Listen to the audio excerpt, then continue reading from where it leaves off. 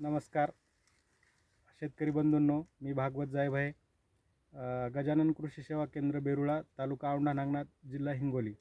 आज आपण 1-2 मिनिटांमध्ये शेवटच्या 180 ते 210 दिवस म्हणजे शेवटच्या एका महिन्यामधलं जे नियोजन आहे, आता 15 डिसेंबर ते 15 जानेवारीपर्यंत नियोजन आपण सांगणार आहोत. दरवर्षीपेक्षा यावर्षी ज्या हळदी आहेत पावसामुळे थोड्या लेट झालेल्या आहेत. तर या टप्प्यामध्ये जे नियोजन करायचं आहे ते आपण एक सविस्तर 2 मिनिटात सांगतो.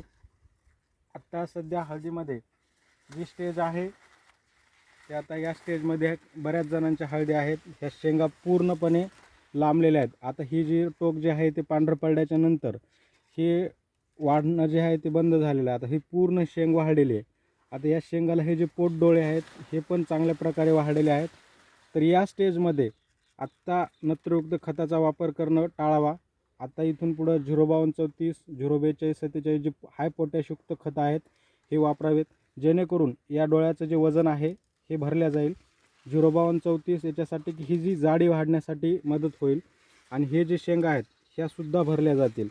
तर आत्ताच्या कंडिशनमध्ये 05234 5 किलो प्रति एकर त्याच्यासोबत जे आपलं फार्म ड्रीम कंपनीचं जे सुपर आपटेक 90 येते, बऱ्याच शेतकऱ्यांनी वापरलेलं आहे. त्याचे रिझल्ट जबरदस्त आहेत.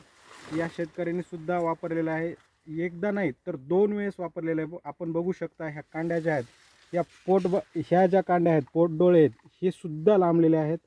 तर यासाठी काय करा, एकरी 5 लिटर सुपर आपटेक 90 अधिक 05234 आठवड्याला 5 किलो 2 वेळेस द्या.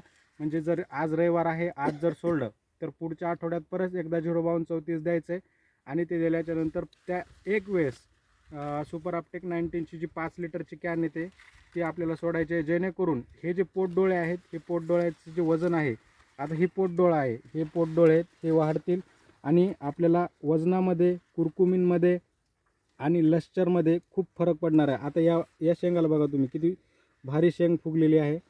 तर आपण शेवटच्या टप्प्यातील नियोजनामध्ये हे सोडू शकता. धन्यवाद.